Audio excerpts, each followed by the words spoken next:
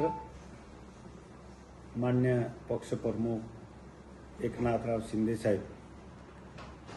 याच्या मार्गदर्शनाखाली धडगाव अक्कलकुवा मतदार क्षेत्रामध्ये जे मागे जल जीवन मिशनमध्ये जे योजना मंजूर केली होती आणि त्या योजनामध्ये जेव्हा 10 लाखाची योजना केली पण ते 200 कोटीपेक्षा जास्ती नाही असल्या कारणाने माझ्या या मतदारसंघामध्ये अक्कलकुवा अक्राणी मतदारसंघामध्ये ते योजनाचा पाणी देऊ शकत नाही आणि म्हणून आम्ही दुसरी योजना प्रस्तावित केली। ते योजना ताबडतोब कॅन्सल करा आणि योजना कॅन्सल करून दुसरी योजना आपण घ्यावे असं या राज्याचे मंत्री गुलाबराव पाटील साहेब त्यांच्याकडे आम्ही एक पत्र व्यवहार केली असताना आम्हाला आमच्या मतदारसंघामध्ये जो नर्मदा आहे आणि त्याचा पाणी अफाटून आहे ना आतापर्यंत आम्हाला पाणी नर्मदाचा काही फायदा नाही आणि म्हणून आम्ही त्याच्यावर मागणी केली असताना महाराष्ट्र सरकारने आम्हाला खास करून जे आज जे योजना तरतूद केली आहे आणि त्याची मान्यता भेटली आहे ते 935 कोटी एवढी मान्यता भेटली आहे। त्याच्यात या अतिदुर्गम भागामध्ये धडगाव अक्कलकुवा असेल त्या भागामध्ये अक्कलकुवामध्ये 44 गाव आणि अक्राणीमध्ये 66 गाव हे त्या गावाच्या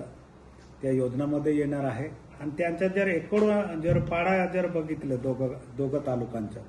1060 पाडे गावां पाडे धरून त्या गावाला त्याचा फायदा होणार आहे। म्हणून आतापर्यंत मला नाही वाटत का नंदुरबार जिल्ह्यामध्ये इतकी मोठी योजना आली असेल पण या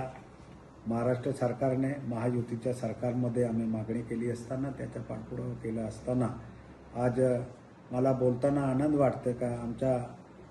एकनाथराव शिंदे साहेब असेल श्रीकांत शिंदे साहेब असेल आणि आमच्या धडगावमध्ये आमच्या बरोबर जे खांद्याला खांदा लावून काम करणारे आमचा विजूदादा असेल गणेशदादा असेल आणि आमच्या शिवसेनेचे सगळे पदाधिकारीने मागणी केली का साहेब आपल्या भागात जर तुम्ही हे मागणी केली तर या भागाचा पाणी कायमसाठी तो प्रश्न मिटू शकतो। म्हणून हे योजना कशी होणार आहे का हे योजना सौर ऊर्जाच्या सगळं आपण त्याच्यावर पहिल्यांदा तयार करून तिथे रस्ते सुद्धा होणार आहे, सौर ऊर्जा पहिल्यांदा लागणार आणि उच्च शिखरावर त्याचा बांधकाम करून आणि ते पाणी धडगावची वेगळी आणि अक्कलकुवाची वेगळी ते योजना तयार करून 2056 पर्यंत ते योजना त्यांना पाणी ते लोकसंख्या वाढेल तरी ते पाणी घटणार नाही इतकी मोठी एवढे वर्षाच्या आपण अंदाजे ते करून महाराष्ट्र सरकारने ते मंजुरी दिली आहे आणि बाकी मान्यतासाठी केंद्र सरकारकडे जाईल। महाराष्ट्राची निधी आणि केंद्राची निधी आहे दोघा राज्यांच्या निधी असते आणि त्याच्यामध्ये केंद्र सरकारने वरची निधी नाही दिली तरी महाराष्ट्र सरकार 500 कोटी निधी तरी ते देणार आहे। म्हणून हे योजना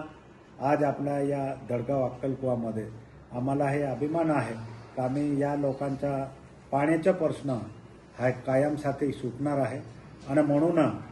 जे जे विषय येत जाईल समोर जिथे जिथे अडचण येईल ते सोडवण्यामध्ये आम्ही सक्षम आहे। माझ्या शिवसेनाचे सर्व पदाधिकारीने याच्यात सांगितले की दादा हे योजना झाली तर आमच्याकडे पाणी भेटेल आणि त्याच्यामध्ये खास करून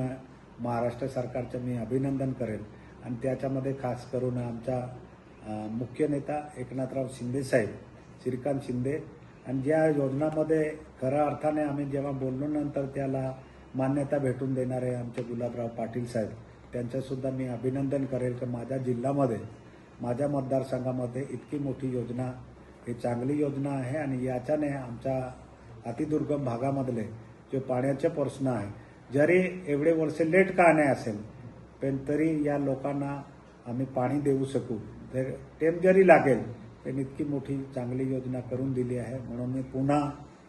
माझ्या महायुती सरकारचं मी अभिनंदन करतो आणि लवकरच्या लवकर केंद्र सरकारकडे प्रस्ताव पाठवून बाकी निधीसुद्धा आम्हाला मिळवून देईल अशी अपेक्षा व्यक्त करतो ना थांबतो। धन्यवाद।